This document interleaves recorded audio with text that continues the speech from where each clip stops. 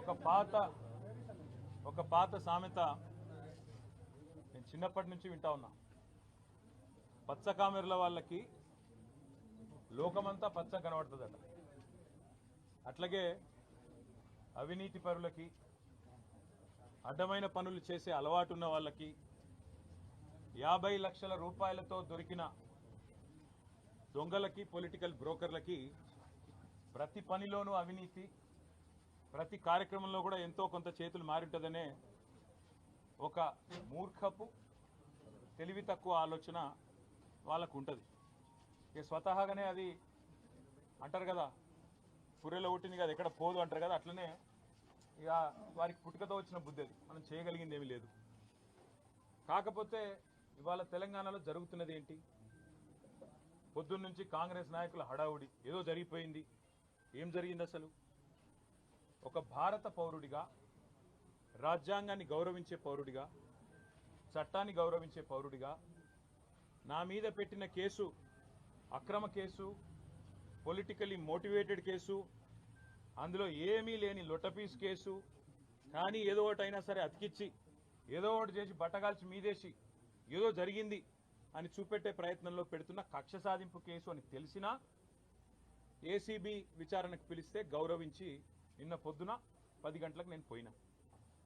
అదే మాదిరిగా మరి ఈ లొట్టపీసు కేసు ఏదైతే నా మీద పెట్టి కథలల్లి కొంత శునకానందము, పైశాచికానందం పొందుతాననుకుంటున్న చిట్టినాయుడు గారు ఎవరైతున్నారో ఆ చిట్టినాయుడు గారికి మరి తప్పకుండా నేను చెప్పాల్సిన మాట ఒకటి ఉన్నది.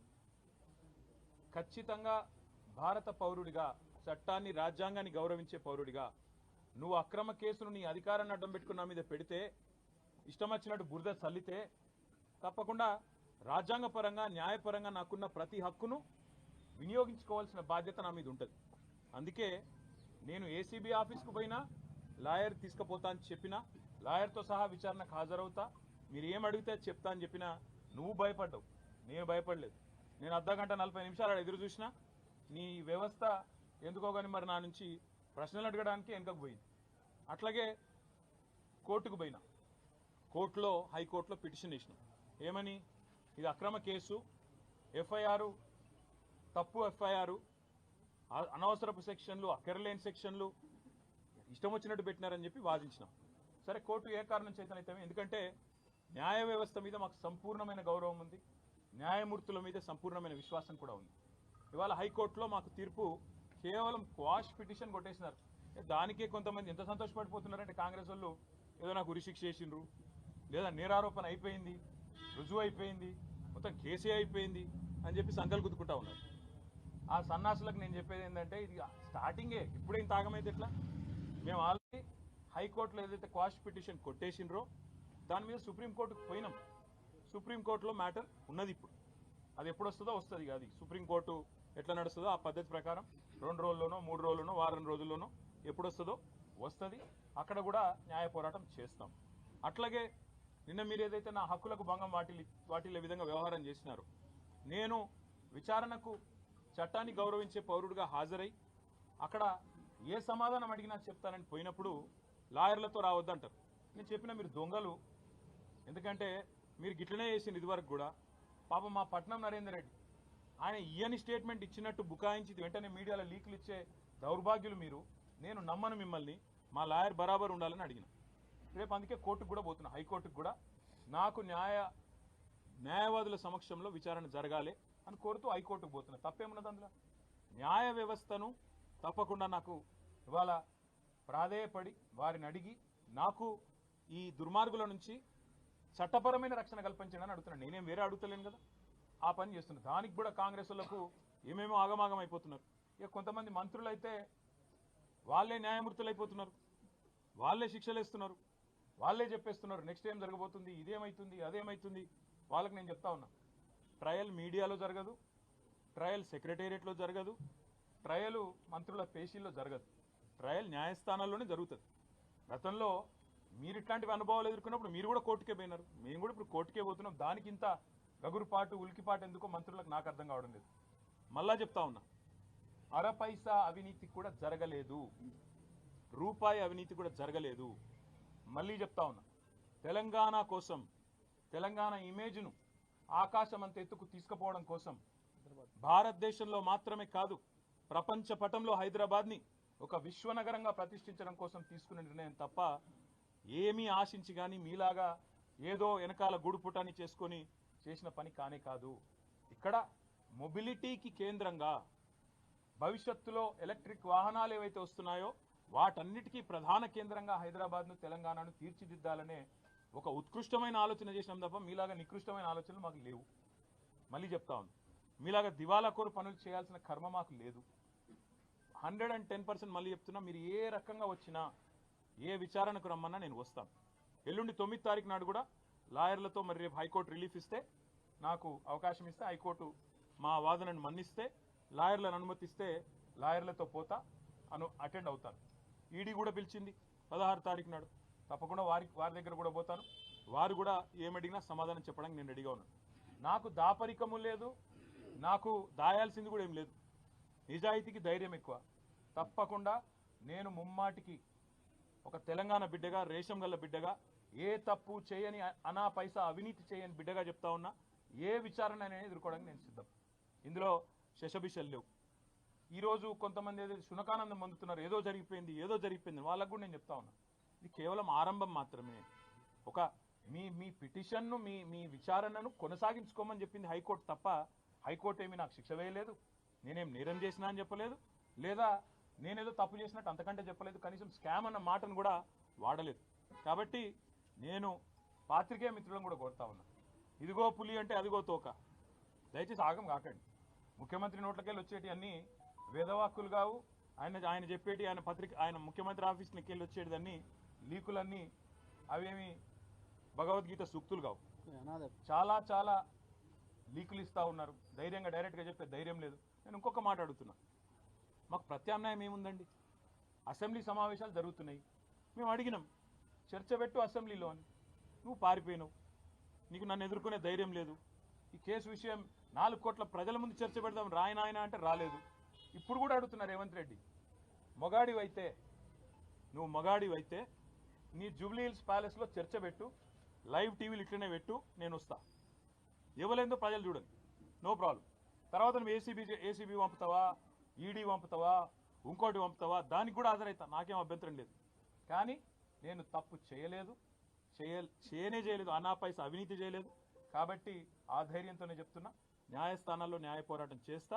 ఒకవైపు న్యాయ పోరాటం చేస్తూనే ఈరోజు ఉదయం నుంచి మా నాయకులు పాపం చాలామంది, వందలాది మంది వివిధ నియోజకవర్గాల నుంచి ఇక్కడికి వచ్చినారు. వారందరికీ ముందుగా నా ధన్యవాదాలు.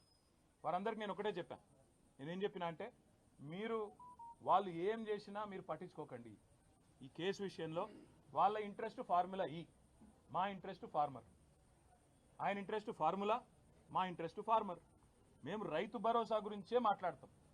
నువ్వు డైవర్షన్ కోసం ఏం చేస్తున్నావు మాకు తెలుసు, నీకు తెలిసిందే కాదు. ఒకటి డిస్ట్రాక్షను, డిసెప్షన్, ఈ మూడే తెలుసు నీకు. డిస్ట్రాక్షను, డిసెప్షన్, విధ్వంసము, అటెన్షన్ డైవర్షను, మోసం. ఇది కాంగ్రెస్ నైజం. అందుకే నేను అనేది, ఇవాళ రైతులు 70 లక్షల మంది రైతులు ఎదురు చూస్తూ ఉన్నారు, మాకు ఎప్పుడు వస్తుంది రైతు భరోసా? కేసీఆర్ సార్ 12 సార్లు ఇచ్చిండు, చిట్టినాయుడు గారు ఒక్కసారి కూడా ఇవ్వలేదు, ఈసారన్నా ఇస్తాడా, మాట నిలుపుకుంటాడా సంవత్సరం తర్వాతనన్నా అని తెలంగాణ రైతులు ఇవాళ కళ్ళు కాయలు కాసేటట్టు చూస్తున్నారు. వాళ్లకు న్యాయం చేయడానికి కొట్లాడమని చెప్పి మా నాయకులందరికీ చెప్పిన. నా గురించి మర్చిపోండి, న్యాయ పోరాటం నేను చేస్తా, నేను తప్పు చేయలేదు, ఆయన నన్ను చేయలేడు. ఆయన ఎన్ని రకాలుగా కక్ష సాధింపు ప్రయత్నం చేసినా ఏమీ సాధించలేడు, శోధించలేడు. మీరు దయచేసి రైతుల సబ్జెక్టు మాత్రమే మాట్లాడండి అని ఉదయం నుంచి నన్ను కలిసిన ప్రతి నాయకుడికి నేను చెప్తా వచ్చింది. పార్టీ నిర్మాణం మీద దృష్టి పెట్టండి, 6 గ్యారంటీల అమలులో ప్రభుత్వం ఫెయిల్ అయిన విధానం మీద దృష్టి పెట్టండి. ఖచ్చితంగా ఈ అటెన్షన్ డైవర్షన్ గేమ్ ఏదైతే కాంగ్రెస్ ప్రభుత్వం ఆడుతుందో, కాంగ్రెస్ పార్టీని, చిట్టినాయుడిని పూర్తి స్థాయిలో వాళ్ళ బండారాన్ని బయటపెట్టి మరి బజార్లలో ప్రజల ముందు ఎండగట్టండి. ఆడబిడ్డలకు ఇస్తానన్న 2500, అదేవిధంగా పెద్ద మనుషులకు ఇస్తానన్న 4000 పెన్షన్లు ఎప్పటి నుంచి ఇస్తామని చెప్పి నిలదీద్దాం. ఆ దిశగా కార్యాచరణ చేద్దాం తప్ప ఏ రకంగా కూడా పొరపాటున కూడా ఈ కేసు విషయంలో మీడియా హడావుడికో, చిట్టినాయుడు గారి లీకులకో ఆగం కాకండి. మీడియా వాళ్ళు మీ బాధ నేను అర్థం చేసుకోగలుగుతా. 24 గంటల న్యూస్ ఛానళ్ళు మీరు నడపాలి, అది గిర్రగిర్ర తిరగాలి, ప్రతి నిమిషం కొత్తదనం కావాలి. ఇక అవన్నీ తప్పదు, మీ బాధ నేను అర్థం చేసుకోగలుగుతా, మీ తప్పు కాదు. కాకపోతే నేను మీతో ప్రార్థించేది కూడా దయచేసి ఈ కేసు విషయంలో చూపెట్టే ఇంట్రెస్ట్ ఆ రైతుల బాధ గురించి చూపెట్టారు. ఈ కేసు విషయంలో చూపెట్టే ఇంట్రెస్ట్ ప్రజల బాధలు, హైడ్రా బాధితులు, మూసీ బాధితులు, వాళ్ళే కూడా చూపెట్టండి. దయచేసి వాళ్ళ బాధలు కూడా చెప్పండి. 6 గ్యారంటీలు ఫెయిల్ అయ్యి సంవత్సరం తర్వాత అటెన్షన్ డైవర్షన్ కోసం పడుతున్న పాటల గురించి కూడా అప్పుడప్పుడు వాళ్ళు చేస్తున్న ఫీట్ల గురించి కూడా చెప్పండి. ఆత్మహత్యలు చేసుకుంటున్న ఆటో డ్రైవర్లు, చనిపోతున్న నేతన్నలు, వాళ్ళ గురించి కూడా చెప్పండి. గురుకుల పాఠశాలల అధ్వాన పరిస్థితుల గురించి కూడా దృష్టి సారించండి అని చెప్పి కూడా కోరుతూ, న్యాయపరంగా చట్టపరంగా భారత పౌరుడిగా రాజ్యాంగం నాకు ఇచ్చిన హక్కును, రాజ్యాంగం అంటే అంబేద్కర్ గారు రాసిన రాజ్యాంగం, అనుల వారి రాజ్యాంగం కాదు, అంబేద్కర్ గారు రాసిన రాజ్యాంగం ఇచ్చిన హక్కు నేను తప్పకుండా విధిగా వాడుకుంటా. ఎన్ని న్యాయస్థానాలకు పోవాలో పోతా. దానికి మంత్రులకేం కడుపు నొప్పి నాకైతే అర్థమైతలేదు. తప్పకుండా నాకు విశ్వాసం భారత న్యాయ వ్యవస్థ మీద ఉన్నది. 100కు 100% అల్టిమేట్గా ధర్మం గెలుస్తుంది, న్యాయం గెలుస్తుంది, నిజం నిలకడ మీద తెలుస్తుంది. మనం నిజం కడప దాటి బయటకు వచ్చే లోపల అబద్ధం ఊరంతా తిరుగుతుందని చెప్తారు. పొద్దు నుంచి చాలా మంది కాంగ్రెస్ వాళ్ళు అబద్ధాలు తిరుగుతున్నాయి.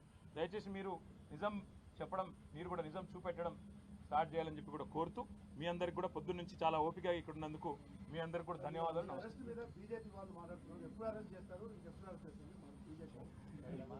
నేనేమంటున్నా అంటే అది మీరు బీజేపీ కాంగ్రెస్ వేరని మీరు అనుకుంటారేమో, నేను అనుకోవట్లేదు. ఇక్కడ బీజేపీయే రక్షణ కవచం లాగా కాంగ్రెస్ కు పనిచేస్తున్నది. బీజేపీ కాంగ్రెస్ ఏ టీము బి టీము, ఎవరు ఏ బి టీము మాకు తెలియదు. కానీ ఇవాళ మొత్తం ఇట్లా అలుముకొని ఒకరినొకరు మంచిగా పెనవేసుకున్న బంధంతో కలిసి పనిచేస్తున్నారు.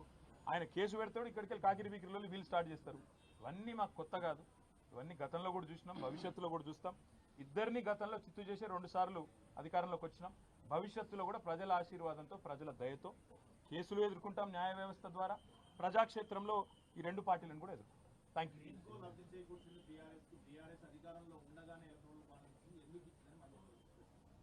ఏ మంత్రి? బాంబులేటి గారా? బాంబులేటి గారు వారికి ఒకటి చెప్తా ఉన్నా నేను. ఎలక్టరల్ బాండ్స్ విషయంలో పాపం శ్రీనన్న ఆనాడు మా పార్టీలో ఉన్నట్టున్నాడు. ఎలక్టరల్ బాండ్స్ విషయంలో పొంగులేటి శ్రీనివాసరెడ్డి గారికి నేను ఒక సూటి ప్రశ్న అడుగుతున్నా. మొన్న మీరు మెగా కృష్ణారెడ్డి ఇద్దరు కలిసి కొడంగల్ లిఫ్ట్ ఇరిగేషన్ ప్రాజెక్టు 4600 కోట్ల ప్రాజెక్టు కేకు కోసుకున్నట్టు ఇద్దరు చెరో ప్యాకేజ్ పంచుకున్నారు. మరి మెగా ఇంజనీరింగ్ అనే సంస్థ కాంగ్రెస్ పార్టీకి 22లో 23లో 100 కోట్ల రూపాయలు ఇచ్చింది ఎలక్ట్రల్ బాండ్స్ రూపంలో. మరి ఇవాళ నేను అంటే ఇది క్విడ్ ప్రో కో. మెగా డబ్బులు ఇచ్చింది, అందుకే రేవంత్ రెడ్డి కొడంగల్ లిఫ్ట్ ఇరిగేషన్ ఇచ్చిండు, మీరు కూడా డబ్బులు ఇచ్చిండు, కాబట్టి రాఘవ ఇంజనీరింగ్ కూడా ఆయన పని ఇచ్చిండు అంటే మీకు సమ్మతమేనా? నంబర్ 1. నంబర్ 2, గ్రీన్ కో అనే సంస్థ ద్వారా ఎలక్టరల్ బాండ్స్ అందుకోని పార్టీ, రాజకీయ పార్టీ తెలంగాణలో ఏదైనా ఉందా? ఒక బీఆర్ఎస్కి ఇచ్చిండ్రా? కాంగ్రెస్కి ఇయ్యలే, బీజేపీకి ఇయ్యలే, టీడీపీకి ఇయ్యలే, వైసీపీకి ఇయ్యలే, మరి అందరికి ఇచ్చిండ్రు కదా, మా మీద ఏడుపెందుకు? ఇంకోటి నేను అడిగేది, క్విడ్ ప్రోకో అంటే ఏంటంటే అసలు ఆ మాటకు అర్థం తెలుసు ఆయనకు? క్విడ్ ప్రోకో అంటే నీకింత నాకింత. సరే ఆయన నాకు ఇచ్చిండు అనుకుందాం, నేనేం ఆయనకి ఇచ్చిన? చెప్తాడా? రుజువు చేస్తావా? ఆయనకి ఏమొచ్చింది ఇలా? మీరు చెప్పురు నాకు, దయచేసి నాకేం అర్థమవుతుంది. క్విడ్ ప్రోకో అనే మాటకి ఏంది? నీకు ఇది నాకు అది. సరే ఆయన నాకు ఇచ్చిండు, నేను ఆయనకి ఏమి ఇచ్చిన భయ్? చూపెట్టు. దానికి అర్థం ఉంది. ఇలా పేపర్లు తాటికి ఆయన అక్షరాలతో రాసిన క్విడ్ ప్రోకో అని. రాసేటప్పుడు 1-2 సార్లు చూసుకోవాలి కదా ఏం రాస్తున్నాం, అది ఇంగ్లీష్ మాటనా లాటిన్ మాటనా, అంటే దాని తాత్పర్యం ఏంది, దాని అర్థమైంది, 1-2 సార్లు చూసుకోవాలి దయచేసి. ఇప్పుడు మంత్రి చెప్పిండు, ముఖ్యమంత్రి లీక్ ఇచ్చిండు, లీక్ వీరుడు చెప్పంగానే మేము రాసేస్తాం. ఇట్లయితే ఎట్లా? అడ్వర్టైజ్మెంట్ల కోసం ఇట్లనా? దయచేసి నేను కోరేది మీడియాను కూడా, మీరు 1-2 సార్లు ఫ్యాక్ట్ చెక్ చేయండి బాధ్యతగా. ఎందుకంటే యువర్ 4th ఎస్టేట్, డెమోక్రసీలో 4వ స్తంభం మీరు. ఒక స్తంభం అబద్ధాలు ఆడుతుంటే, దాగుడు మూతలు ఆడుతుంటే, సగం సగం ఇన్ఫర్మేషన్ ఇచ్చి అర్ధసత్యాలు ప్రచారం చేసే ప్రయత్నం చేస్తుంటే దాన్ని ఫ్యాక్ట్ చెక్ చేయకపోతే తప్పు కదా.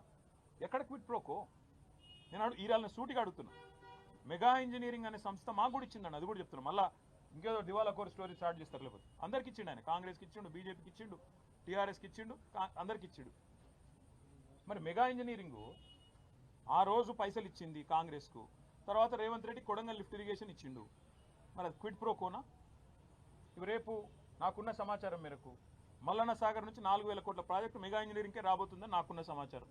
హెచ్ఎండబ్ల్యూఎస్లో, అది కూడా క్విట్ ప్రోకోనా? హైదరాబాద్కు తాగునీటి ఏదో చెప్తున్నారు కదా, మూసీ అని ఉన్నది, మూసీ ప్రాజెక్ట్ అని మాట్లాడుతున్నారు, అది కూడా ఆల్రెడీ మెగాకు మాట్లాడినట్టు, ఇదంతా కూడా క్విట్ ప్రోకోనా? నేను ఇంకొక మాట అడుగుతున్నా, మెగా ఇంజనీరింగ్ బ్యాన్ చేయాలని చెప్పి సుంకిశాలలో కూలిపోయిన తర్వాత, రిటైనింగ్ వాల్ కూలిపోయిన తర్వాత హెచ్ఎండబ్ల్యూఎస్ రిపోర్ట్ ఇచ్చింది బ్లాక్ లిస్ట్ చేయమని. మరి ఎందుకు చేస్తలేవు? క్విడ్ ప్రోకోనా? ఆయన ఇచ్చిన ఎలక్ట్రల్ బాండ్స్కు ప్రతిఫలం నిలుచుకుంటున్నావా?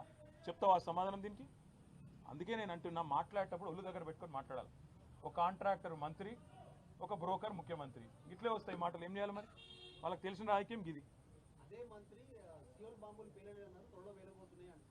ఇగో నేను చెప్తున్నా కదా, ఇగో పాపం ఆయనకు ఏదో కొత్తగా మంత్రి పదవి వచ్చింది, ఆగబట్టుకోలేకపోతున్నాడు.